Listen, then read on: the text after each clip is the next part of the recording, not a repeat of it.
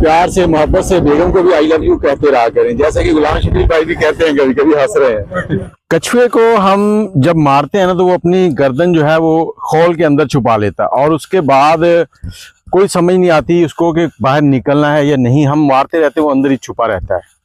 तो आज एक कहानी आपको सुनाता हूँ जिसे सुनने के बाद आपको जरूर कुछ ना कुछ समझ आएगी। एक मियाँ बीवी की कहानी।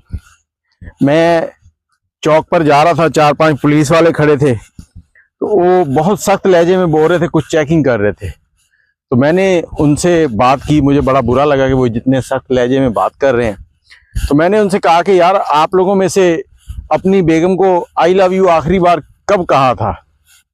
तो 4-5 थे, 4 उसमें से कहा लगाकर हंसे हैं और कहने लगे कि बेगम को आई लव यू कौन कहता है। और एक उनमें जो सिपाही था वो मुस्कुराया, उसने कहा जी मैंने अपनी बेगम को आई लव यू कहा था और उसे फूल भी पेश किए थे और उसके लिए पसंद का खाना भी ले गया था। वो फूल उसने आज तक संभाल के रखा हुआ है। तो मैं वहां से चल पड़ा और वो दूसरे जो थे उसके ऊपर मुस्कुरा रहे थे।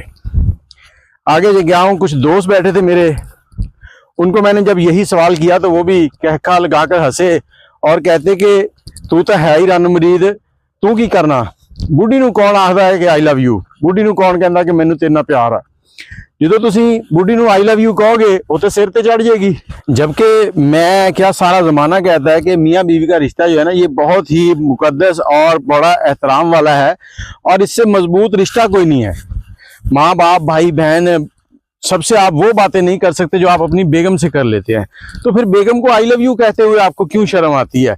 उसका हाथ बटाते हुए घर के कामों में आपको क्यों शर्म आती है?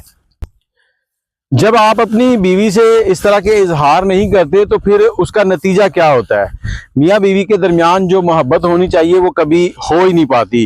बीवी कभी खुल के आपसे बात ही नहीं कर पाती क्योंकि उसे ये मालूम होता है कि जैसे ही आपसे कुछ कहेगी तो आप उसके साथ गुस्सा होंगे और उसको डांटेंगे। तो वो उस कछुए की तरह उस खोल के अंदर छुप जाती है, रहती आपके पास ही है लेकिन अपनी कोई भी बात आपसे नहीं कर सकती। मियाँ बीवी की जो मोहब्बत होती है वो आप कभी भी महसूस नहीं कर सकते। तो लिहाजा इन चीज़ों से बाहर निकलें, अपने घर के मामलात को ठीक करें और बेगम को भी जो उसके एहसासात आपके दिल में है उसको बताएं ताकि उसको फील हो। जब आप चीज़ें बताते हैं तभी वो चीज़ें आगे बढ़ती हैं। तो आप लोगों से यही कहूँगा कि अपने घर के मामलात जो हैं उनको ठीक रखें और प्यार से मोहब्बत से बेगम को भी आई लव यू कहते रहा करें, जैसा कि गुलाम शकील भाई भी कहते हैं, कभी कभी हंस रहे हैं।